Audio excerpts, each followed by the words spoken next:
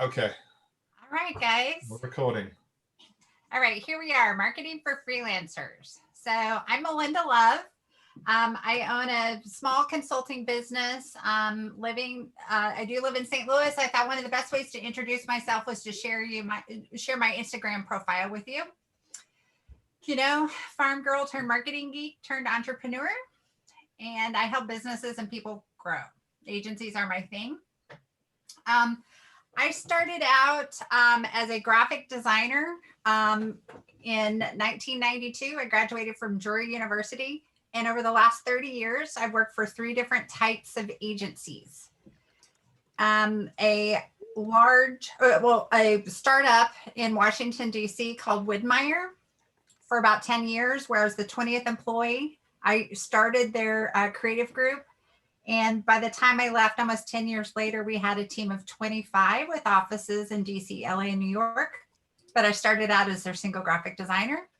Second agency, Fleischman Hillard, they have a large internal team where they did at one time. I manage a team of 125 people with 30 consultants or freelancers, depending on what you'd like to call them, that allowed us to expand and contract with the business. I worked there for almost 17 years.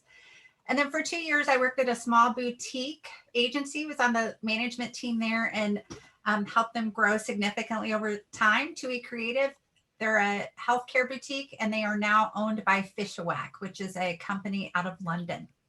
So a little bit about me. I've worked for a startup, big company, and a boutique. The types of agencies I've worked with over the years include all the above. The box on the right are those that are my clients now in my consulting business. I've worked with a lot of large brands, but then I've also created my own that includes small brands and very large brands like Levi's to small nonprofits like Hope Creates.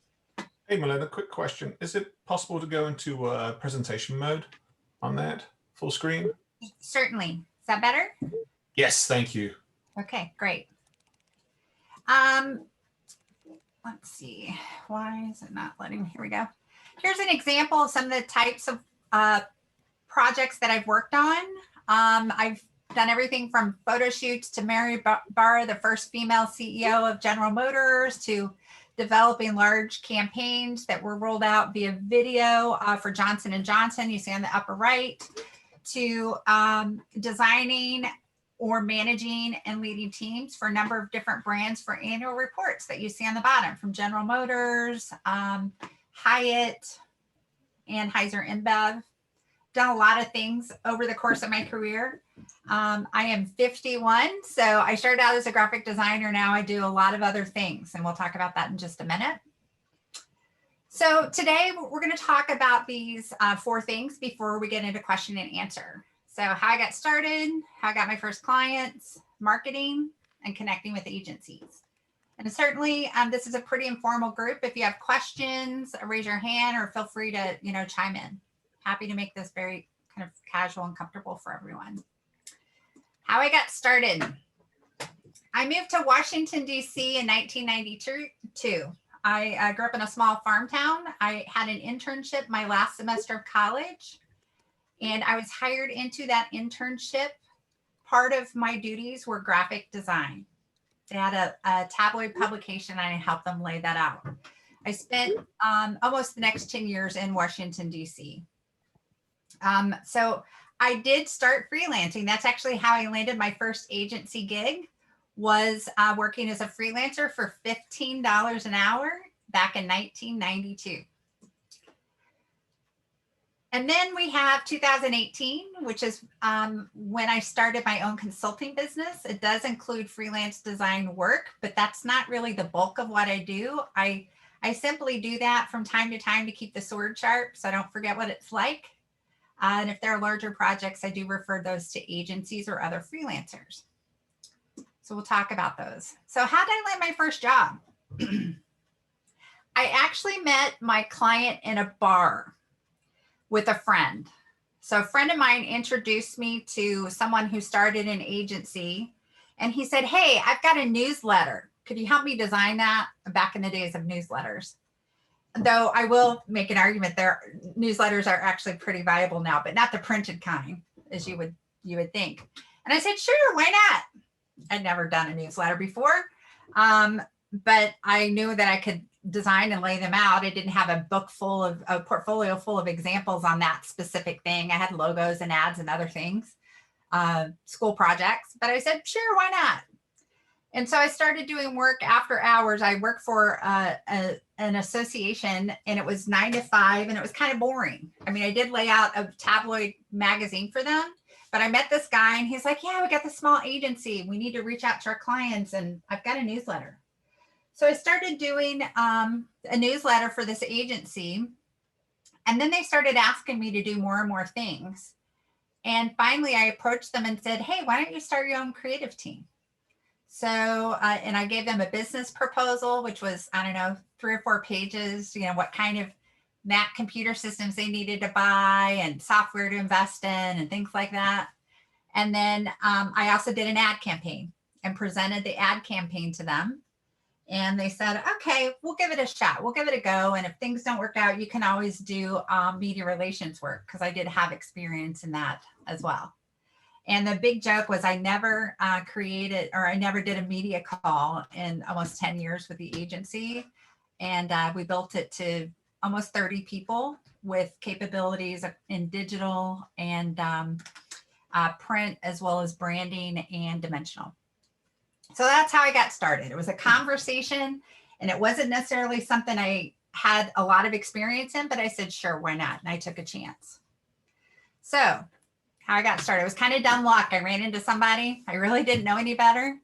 And I did have time on my hands to do things after hours. So I was in a job that, you know, helped me pay my rent, but it wasn't something that was really getting me jazzed about what I could do. And I was really good at talking to people and helping them out, and just scrappy. If you don't know how to figure it out, find a way, make it happen. So how I got my first clients, and I should mention that throughout my entire tenure in Washington, D.C., I did do freelance work. So even when I got in management, there were times that I would do projects for friends. And certainly when I knew I was going to make a shift to a different market, which was St. Louis, I started picking up more work because I needed to not only supplement my income for the move, but also, you know, keep the sword sharp. That's something I could live on. So I got a lot of work through friends, and I still do now. So the people that you know in your network, you know, certainly I get a lot of work now through friends that I've worked with at different agencies that are now on the client side.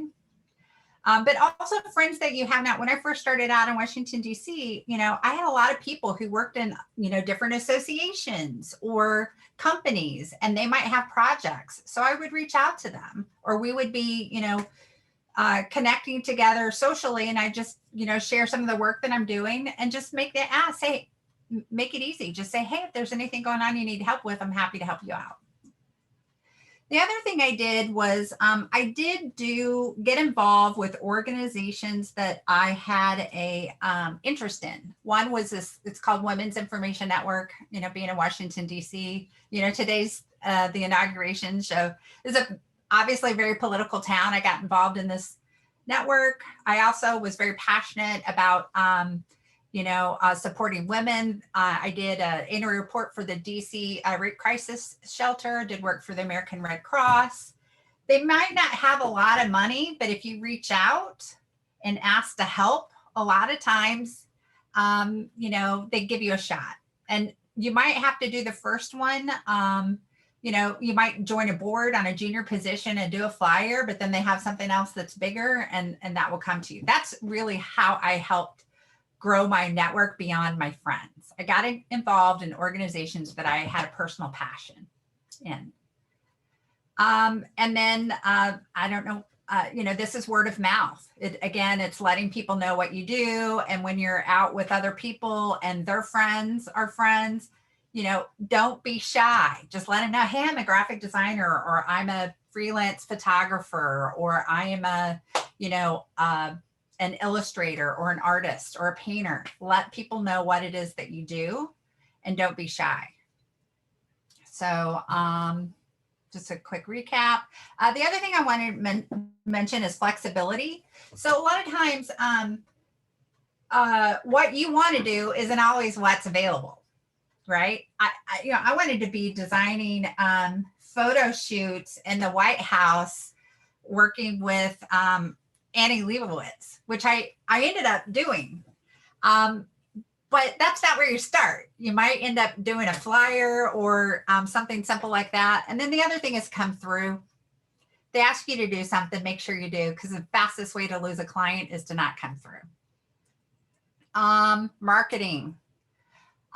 So package your work. You already know that. I want to talk about LinkedIn a little bit because I think that there's a misnomer in the marketplace.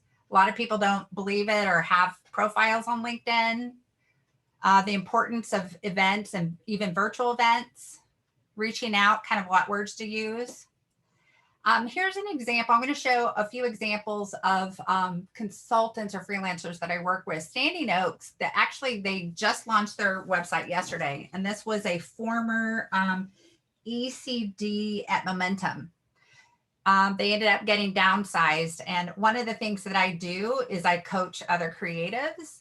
And we spent some time talking together about becoming a fractional creative officer. There are a lot of companies right now that don't have salaries to hire agencies or people because the uncertainty of the economy. But fractional officers are becoming more and more important to agencies or to clients, to corporate clients. They're really bridging the gap. So this is a website. He put up an actual logo, and he's got a pretty nice site here that goes into all that he offers. Here's an example of a local artist, a fine artist. It's very simple, very clear. She's got beautiful photography on her site, but creative professional, maker of garden sculpture. We'll get into social here in a minute because, of course, that's really important. But I think it's really important to be personal where you can. People hire people.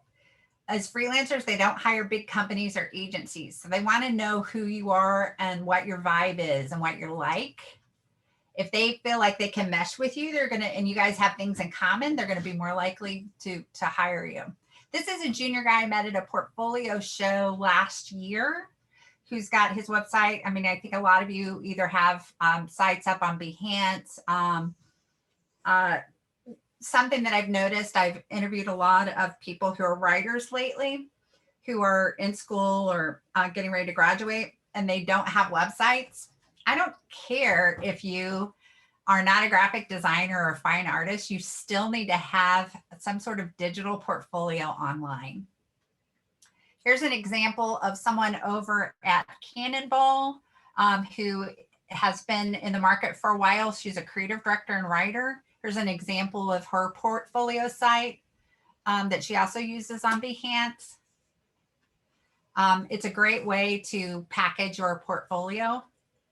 One of the things, and here's mine, I have a website. A lot of the work that I do is focused on, it's not traditional creative work. My clients are agencies, companies who hire agencies, and people who work at agencies. So what I do is more of the kind of blabbity blah, but even I have, an Instagram feed that kind of speaks to the experiences that I have that help make me human and help people get to know me a little bit. The power of LinkedIn. I know it sounds really boring and like a business tool, and why would this have anything, why would this be relevant to creatives? Because it's the first place that people go when they want to know who you are. Like it or not, this is where people go. So here's an example of a creative director who worked for New Honor Society and Almanac. He's on his own right now. He's got Creative Director with Purpose as his subhead here. But the number one issue I see are people, freelancers, who don't really title their profile as such, as a freelancer. You would be shocked at the number of people who go to that search bar on LinkedIn and type in freelancer St. Louis, and very few of them pop up. And if they do, I would say only 15% of them have a link to their creative work. It's a real missed opportunity. And as you can see here, I've pointed out at the bottom, Heath does have an example of his work. He also does have a website.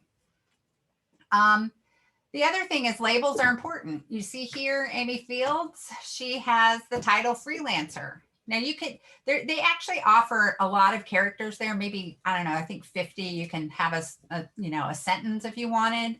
But labels or descriptions. So freelancer, video producer, list all the things that you do. If it's freelance graphic design, illustration, photography, list all of that up there. And that will come up easier in search engines, but also within LinkedIn when people search. And Amy's done a great job here of sharing some of her work. Whether you like her work or not, you can't deny that it's right there front and center. I had a conversation with a freelance writer yesterday. I went to their LinkedIn and they didn't have a picture. They had their name up. It just said writer. And then you had to scroll probably 3 screens in order to get to one example of their writing work. Make it easy for people to see. And then of course, at the bottom where she has her experience, freelance graphic designer. Virtual events, I think, are great ways to network and get to know, get the word out about what you're doing. Because a lot of time they're going to ask you at the very beginning, go to the chat room and tell me where you're from and what you do. Freelance graphic designer, St. Louis, Missouri. And then you see everybody else's, and you might see a marketing director or someone who does, publication design or, digital marketing manager for a company. Go into LinkedIn and connect with them and then send them a link to your portfolio. That's a great way to connect with others. There's a lot of opportunities available in the St. Louis market. I'm going to highlight a few. If you're not involved with the American Institute of Graphic Artists, I hope that you are, but if you're not, you need to get involved. They're great with students, but also in the community. They have a virtual conference coming up. That's a great organization. They have a lot of great events and good content to learn from. Ad Club St. Louis is the same thing. And it's not just for people who are in advertising. It is for people who are in the creative business. It's great networking. If there's one thing that I would say for both of these organizations, AIGA St. Louis and Ad Club St. Louis, it's to go to their awards events every year. I think they've been virtual, but I meet so many people at those. I hand out business cards. I say, oh, you're freelancing again? Great. It's also a great way to make buddies and figure out, hey, if you've got overflow work, I've got a circle of friends, and if I'm too busy, I call someone and say, hey, can you help out? Or I can't take this one, I'm just going to toss it to you. Developing that network. Another one is Creative Mornings. It's I believe the Creative Group owns this property, and Creative Group is a creative staffing agencies, but it's called Creative Mornings. These are all free. These do not cost you money. They have a lot of great programming, and it's all virtual, and it's from organizations across the country. But a lot of times people will go in the chat room and say, hey, I'm looking for a coach for this, or hey, I'm in Ottawa and I need a graphic designer to help me with this website, or I need, you'd be surprised at the people, the dialogue that happens in those chat rooms within these networking events. And a lot of times they encourage that. They want to know who you are, where you're from, what you do, what you provide. A lot of people put a link to their email or portfolio in there.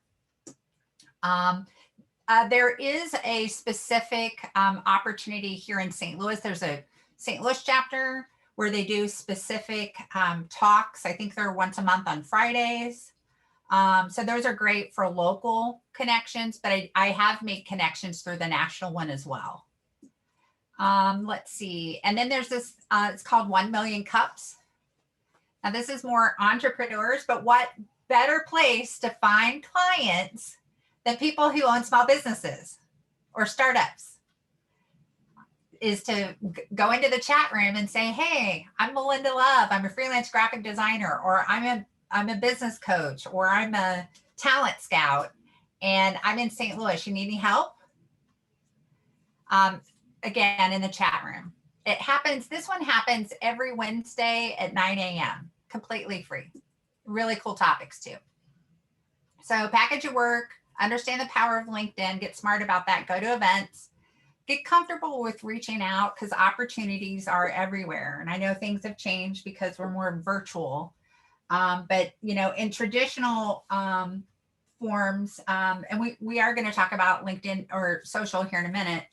I do think I think social is important to have a presence, but I also think how I've been able to build my business the most, and I've done very little marketing beyond LinkedIn. And it's probably because I'm old and I know a lot of people, but even when I was younger and getting started, it's really about, you know, it's that personal connection. People like your book. They want to find out what you do. You're probably more competitive than hiring an agency. So they're going to be more likely to give you a shot. So connecting with agencies. I put this up here just to show my Instagram. I have all of the agencies, not just in St. Louis, but across the country. I don't know. I think I have 400 or 500 followers, and almost all of them are agencies.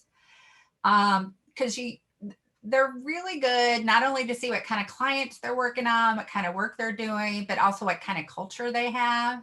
And often if you follow them, they're going to follow you back. And it's a great way to show examples of your work, to just scroll through. And I recently, there's a guy named Brock Seals in St. Louis who I reached out to. He's a fine artist. He does graffiti, paints graffitis on shoes, and he also is a bit of a rapper because I've got a promotional opportunity with a client, and I found him through Instagram. Atomic Dust, also, if they have a monthly newsletter. It comes out on LinkedIn where they talk about all of the upcoming events in St. Louis. So that might be a good channel for you to follow on Instagram or LinkedIn or both. The other thing I wanted to show over here on HLK, you know, there is a feature, you guys probably know this because everyone's younger and more savvy on social media than I am, is, though I am on it a lot, is you can, there's a feature that allows you to find out who is following HLK and who is HLK following. So find out who they're following, any other designers or freelancers, maybe, you know, I am them, or find out how they're presenting their work. But I also like to dig in and see the followers of HLK. You know, there are going to be other companies there that work with HLK that you might be able to reach out to or follow and connect with. Okay, how do you reach out to agency owners? Well, I would say there are a couple of different ways that you can do this. You can either network with them. You can get a personal referral. And if you don't have that, if you don't have someone in your network who knows them, then I would reach out and send them an email. And it could, a lot of times you can get their email from their website. You can also go to LinkedIn. If you click on their contact button, there's an option, a drop down that says contact information. And a lot of times it will have their email address. Keep it simple, you know. Obviously don't say awesome agency owner, put their name in, tell them who you are. I'm a freelance graphic designer, photographer, illustrator. Here's my book. Do you hire people like me? I'm available. I'd love to get to know your agency. Do you have 30 minutes on Thursday at 1? Don't spend 5 days doing back and forth. Give them a couple of windows, and more than likely they're either, and follow up no more than 3 times, because then it becomes spam. They're really busy people and they've got other higher priorities. A lot of times I'll leave things open. And when I was at the big agency, and even now, I'll leave things open on my computer and come back to them later. And if your computer, you know, you have to restart it, or, you know, and so I and I probably meet with 10 to 15 people a week virtually. And I tell them, follow up with me in a week. And, you know, if I don't get back to you, don't take it personally. It's just, there's a lot going on. So I recommend three tries, you know, and more than likely they'll appreciate it. But more than 3, it's spam. Just say, hey, I know you're totally busy. Would love to show you some of my stuff. More than likely, if you have a link to your book, here's my book, and include the link. If they like what they see and they need help, they're going to get back to you. They're going to forward it to their admin or somebody else on their team, and somebody's going to get back to you. But keep in mind, people are really busy. I hear from a lot of people, oh, I sent Paradowski my stuff and they said they were going to get back to me. And it's been 3 days. Oh my goodness. 3 days is nothing in agency business. It's nothing. So, you know, my advice is play it calm and cool, provide, you know, gentle reminders. Sometimes I'll even say that, hey, just a nudge, just want to let you know it's in your inbox, or here it is. See what happens. So if you can get referrals, if you've got somebody, you know, you go to church with somebody who works at Brighton, or you've, you know, your aunt was a writer at Checkmark for years. If you've got somebody who's in, ask them for a referral for an informational interview. And then definitely you can go to LinkedIn or the website to get their contact information. And then always make sure, you know, that you follow up with them. And let me see what else. So that's what I've got. I mean, I think a lot of people, I kind of wrestle with this a little bit, are going to, you know, say, oh, it's got to be about social and video. And what about YouTube? And here's the thing. There's so many people out there that you're competing with the world. So you got to have a presence. You got to have something up there so that when people look for you, you're there. But to me, one of the most effective things that you can do is connect with people through mutual opportunities and also network. The other thing that you can do without spending a dime of your own money is on LinkedIn. Every time you do a project, post it on LinkedIn so people can see your work and tag things. I'm probably finished a little bit early. Do you guys have any questions? This is great, Melinda. We want to be able to have everybody share. So if you would just come off of mute and ask any questions you may have. We do have about 20 minutes remaining, so feel free and open it up for a Q&A.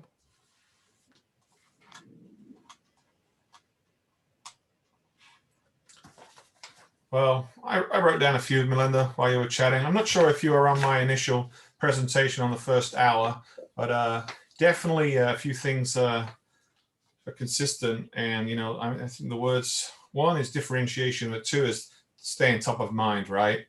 And continue to reach out. But you talked a lot about reaching out to agencies. Have you found, is there a different sort of tactic one may do in targeting agencies, but also then targeting more corporate clients, or not the agency route, but is there a different strategy you've seen and used, or is it pretty much the same approach for particularly for agencies versus corporate clients or businesses beyond the agency world? I think corporate, I think agencies are more interested in your book, your hourly rate, what your main strength is. You know, don't say you do 100 things. What are the 2 things you do really well? There are 2 programs you work really best in. And so I think they're looking for a competent book, particularly photography, composition, and use of type. You know, in new books, those are 2 things that really stand out, is typography, use of type really well. Mm-hmm. And I would say, so they're looking more at the craft of design. And then where corporate clients, I think, are looking to see, do you have any real projects under your belt? They want to know that you have the ability to start and end a project and that you can do it on time. They want to know they can trust you. And more than likely, they're going to get that from a friend.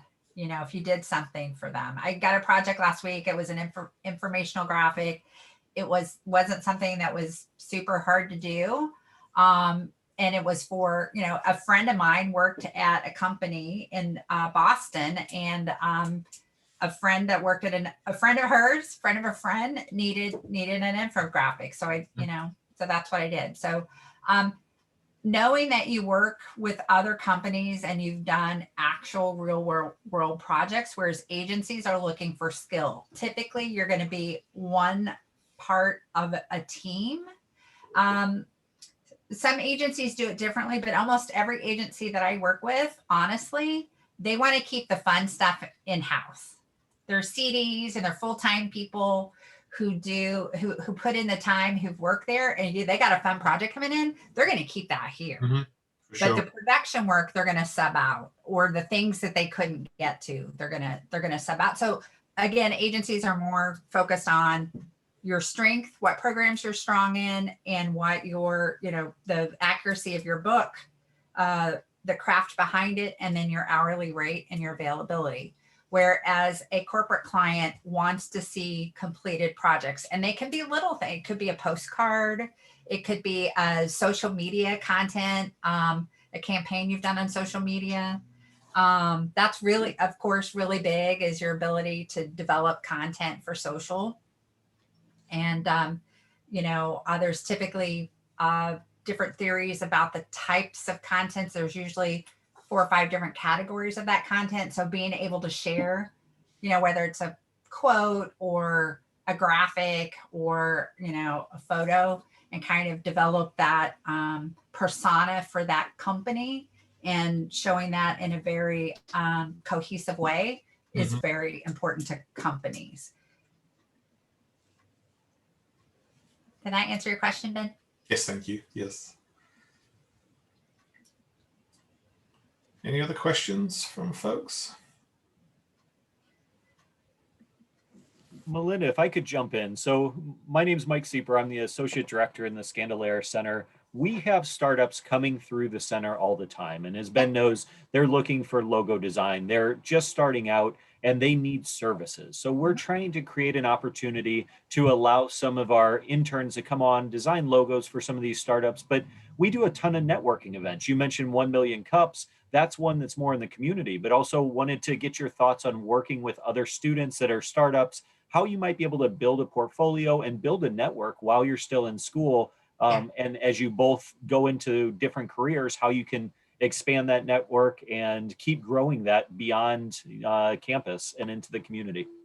Yeah, I think now is a particularly great opportunity to build those networks virtually, really anywhere. A lot of the positions I'm hiring for, and a lot of the things that I've shared with you, they're you know, geographically very diverse. You no longer have to be in one location now. But I would say, you know, for startups, there is, and I love, you know, St. Louis is a phenomenal startup community. It's very rich. One of the things that I was able to build into my business last year was this fractional CMO position, because startups move fast and they don't typically have, you know, budgets to hire full-time people, like a full-time creative director or full-time graphic designer. So it's a lot of great opportunity for freelancers.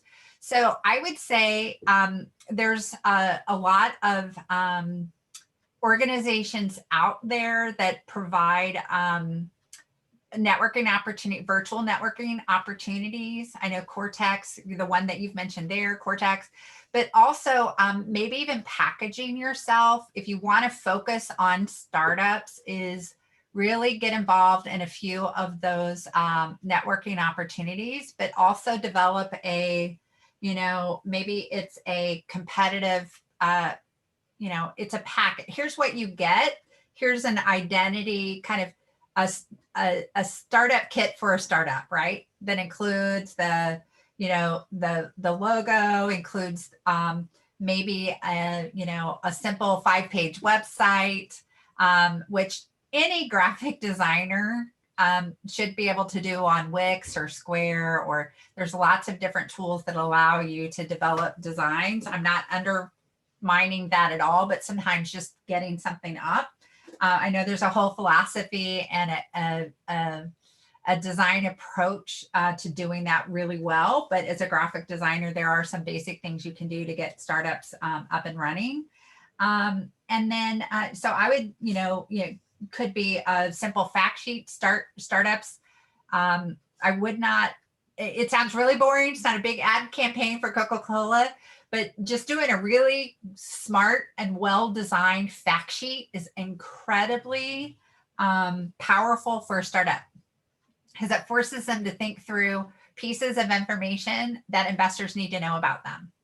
And they'll use it a lot. It's a simple 1 to 2 page thing, but so you could package 3 or 4 pieces and say, this is a starter pack of, $10,000 for 3 things, or depending on what it is. I caught the tail end of the last conversation. It was talking about pricing. And I think one of the last things he had said was he's not a big fan of hourly pricing. And I agree with that. I think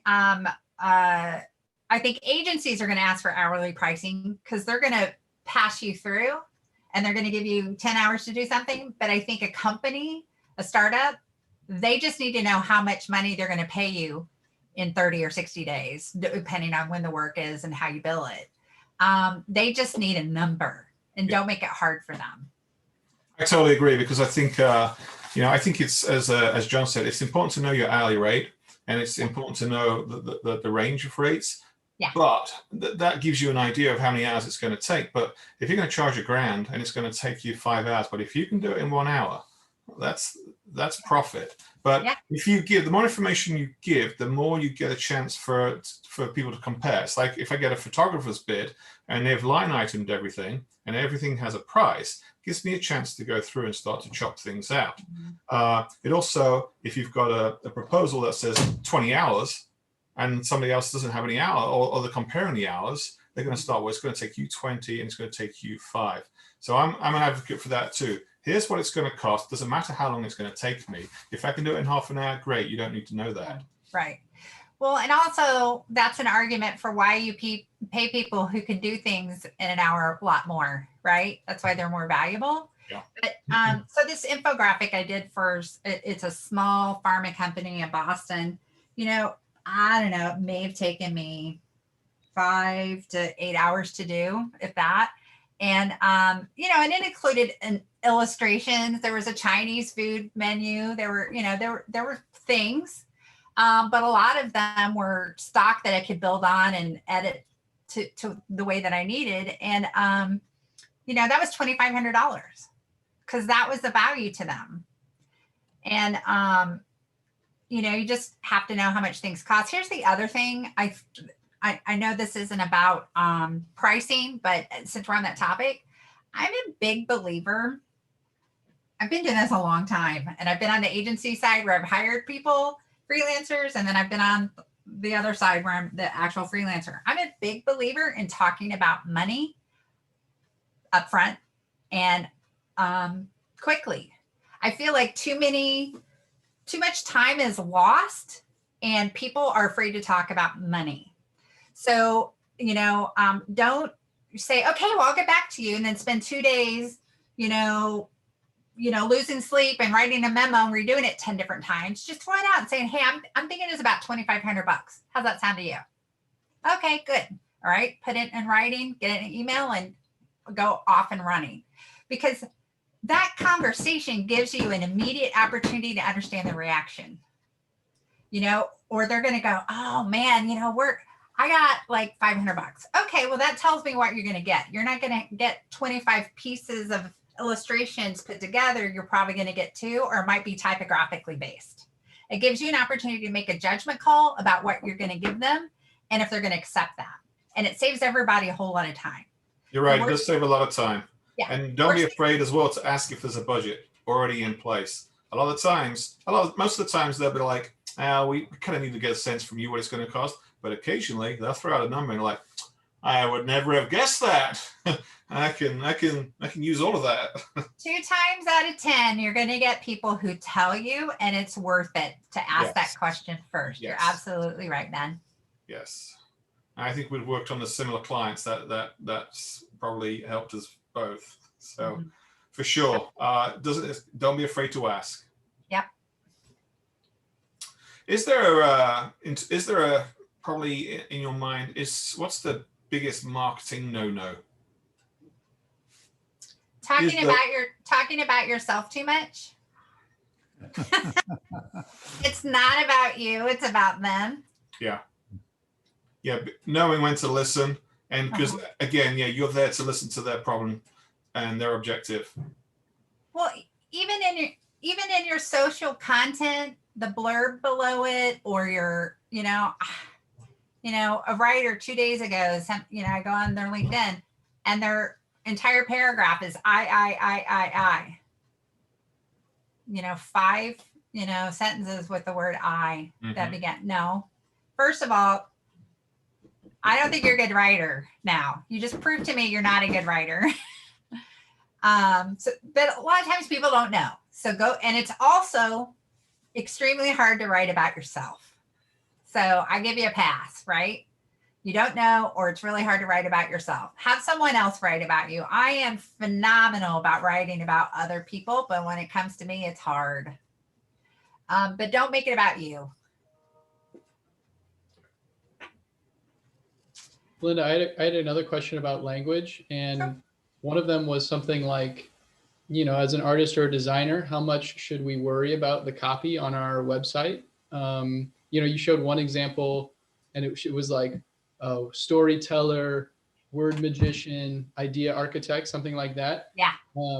Should we try and craft something that's like, yeah, exactly. Craft something like that, or should we just kind of, say what we can say and then trust our visual work to do its job? I think that's a really good question. I think it depends on where, what you're selling. So in this case, it's really important and appropriate because she's a writer. And I love word magician and idea architect. And this tells me she's got the goods. I'm going to look at her. However, if we flip over to LinkedIn and see her LinkedIn profile with those words, I think those are still good, but I would add something very specific, which is writer and freelance writer, so that she pops up. You have to balance creativity with the searchability of the technology available to us. So I'm sure on her website somewhere, she has the word writer and freelance writer so that it still pops up. But as a graphic designer, you sure have fun with it, but don't forget to say you're a graphic designer, because there are a lot of people and companies who they're not in the creative field, and they don't really know what you're talking about when you say executive creative director or, field producer. People don't understand what that is. So you got to write it in real terms that they can understand. Write it for your, Uncle Jim, who you see at Thanksgiving, who asks you what you do, and he doesn't get it.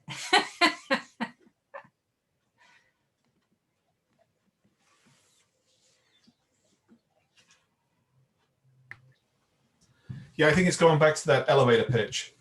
Knowing how to talk about yourself effectively in 1 minute.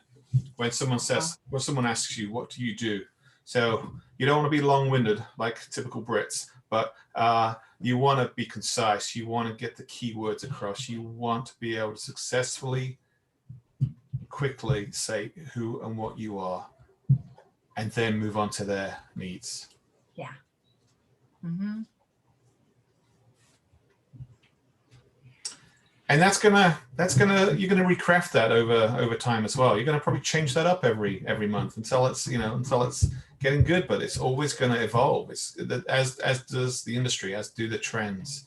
And so again, pivoting to reposition yourself, and obviously the longer you do it, the more skills you gain, and therefore again you're repositioning yourself, remarketing yourself, That's the beautiful thing about technology. You know, back in the day, everything was printed. So you can change every, you know, you can change your, at any moment of the day that you go in and edit, you can reinvent yourself. And if something doesn't work or make sense, change it and change it again until you get it right. You will eventually.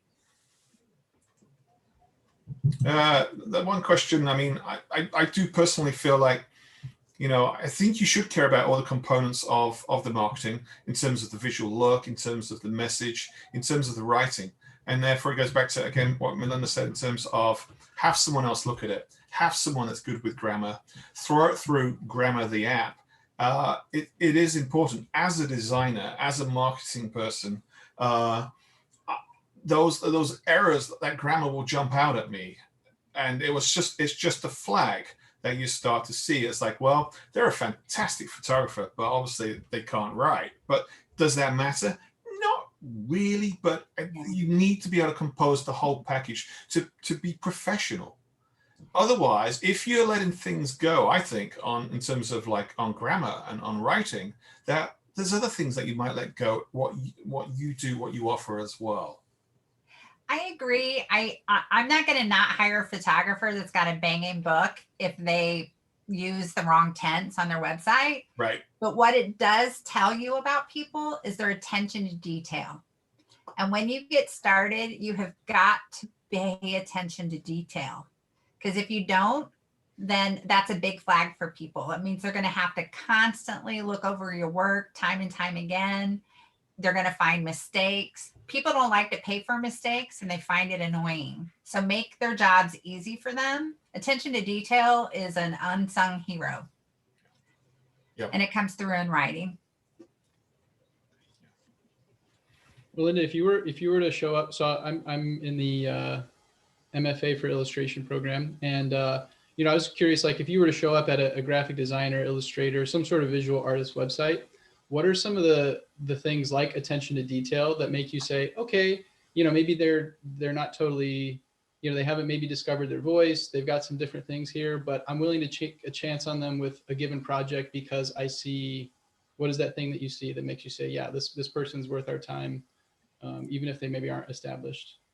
I think if they have to me, an MFA or illustration is very different, and it's very subjective.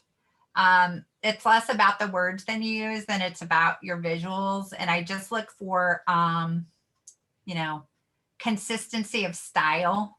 And some people have multiple styles, but people who really, I mean, you find people have multiple styles typically are just good at mimicking others. But when you find your own style and your own kind of voice, if you will, your way of expressing yourself, I look for consistency in that. Because then I know if I give you an assignment to illustrate a cover for a banking magazine that includes, you know, a particular content area, I know that I'm going to get an interpretation from you that's consistent with your portfolio. Because the last thing I want to do is spend money and then have it come out looking completely different than what I've seen on your site. So having consistency of style doesn't mean everything has to look the same. Use whatever color palette you want or whatever content, but you know, is it the composition? Is it the, you know, is it a dimensional form of illustration? Is it painting? You know, is it charcoal? Is it, you know, mixed media? It just, consistency.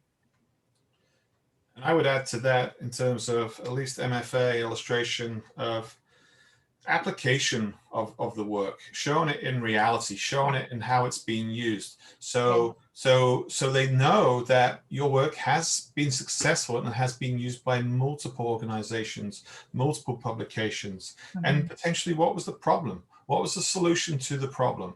Versus it just being aesthetically pleasing to look at.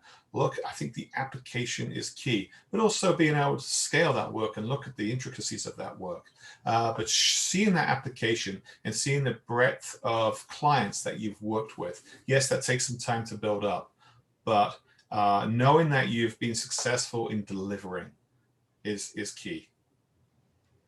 Mm-hmm. Okay, looks like a note from Jessica here. Time to wrap up the Q&A. Next couple of minutes. So any outstanding questions for Melinda? I wanted to thank you for your time, Melinda. This is a great thing to do, to be able to get people exposed to this and start thinking in a different way. So how to be able to attract, how to market, how to be able to sell what you're creating. And I think this was a really valuable breakout room. So I just wanted to thank you for your time and sharing it with our audience. You're welcome. I'm excited for you guys. You're at a great institution, and I think there's continues to be a lot of great opportunities out there. And there's a lot of great agencies in St. Louis, but again, don't limit yourself. But St. Louis is a place in my heart, even though I work all over the place. I think we got really talented people in this city who, I think are very respectful towards those in our industry. So I wish you all the best. And thanks for asking me to come on today. Thank you, Melinda. Appreciate the time and the insight. Thank you very much. Thank you. Okay, thanks guys. Take care.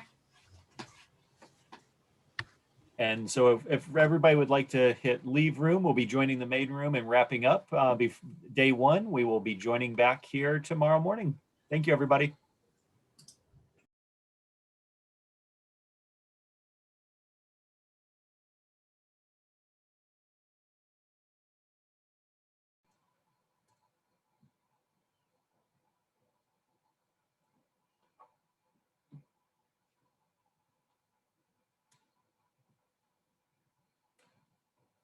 All right, welcome back, everyone. Thank you so much for joining us for the breakout rooms. We're excited for day 2 tomorrow. We just want to end with a couple of points before we leave for today. So we will be joining back tomorrow. Our sessions will begin at 9 a.m. tomorrow. You should have a Zoom link and you'll be receiving that as well if you had not received that already. We want to be able to share some opportunities that we will have a unique Zoom link for tomorrow. So please do not click on this same Zoom link. It will be a different Zoom link for Thursday. So we have some great opportunities coming up and we want to be able to invite everyone. So Melinda had shared some great things about customizing and building a website. We have a Wix workshop that's going to be happening on February 4th. Everyone is welcome to attend, learn about developing your own website.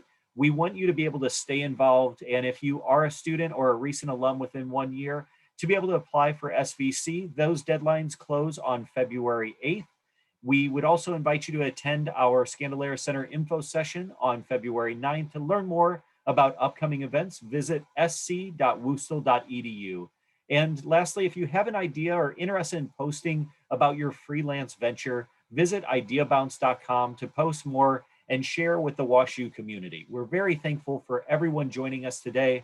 We had a great time to be able to share some great skills and breakout and hear some great questions from everyone. So we look forward to seeing you all join us back again tomorrow at 9 a.m. Central. Thank you. Thank you, everyone. Good sessions. Thanks, everyone. Thanks, everyone. Bye.